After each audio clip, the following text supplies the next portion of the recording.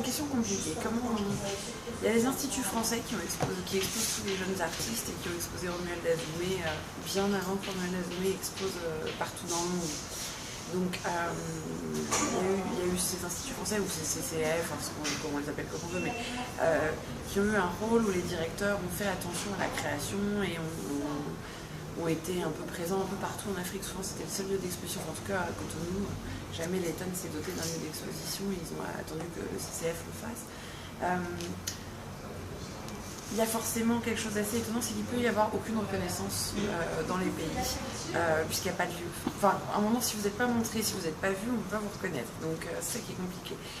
Et la question, c'est pas tellement que les gens vous revoient que quand vous avez fait un succès à l'étranger. Souvent, Romuald, quand on l'a exposé la première fois, il n'était pas connu au Bénin. Il avait déjà eu du succès à l'étranger. C'est d'avoir ramené ses œuvres qui l'a fait connaître ici. Mais j'ai envie de dire, c'est pas forcément lié avec ce qui se passe à l'étranger.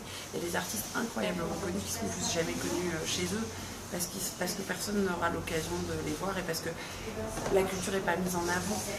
Donc c'est pas forcément le fait, c'est ce qui est encore plus frustrant peut-être, c'est pas forcément le fait d'être connu à l'étranger qui vous fera reconnaître dans votre pays.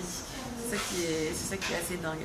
Et c'est plus facile pour la musique qu'on peut entendre sur n'importe quel support que pour l'art plastique. L'art plastique, à un moment, il faut quand même avoir des bâtiments de musées, d'expositions. Enfin, il y a des règles, c'est pas, il faut protéger les œuvres. C'est pas une musique qu'on peut déplacer en MP3 et qu'on peut mettre dans le cloud. Une installation comme Move.com de Romuald Hazoumè, ça se promène pas dans un cloud. Moi, je crois que c'est un tout. Hein. C'est le fait que les enfants viennent à la fondation, découvrent le travail de Cyprien Topou Dagba et nous disent mais qu'est-ce qu'il a peint là? Une récade. Ah oui, mais c'est quoi? Ça fait qu'un enfant ne sache pas reconnaître les symboles des rois du Dahomey. Mon dernier est parti à 100 ans. Enfin, à un moment, c'est un problème. Oui, il y a une vraie question à se poser sur l'éducation, sur ce qu'on veut donner à nos enfants, ce qu'on veut leur donner de notre histoire et tout ça. Voilà, il y a un problème.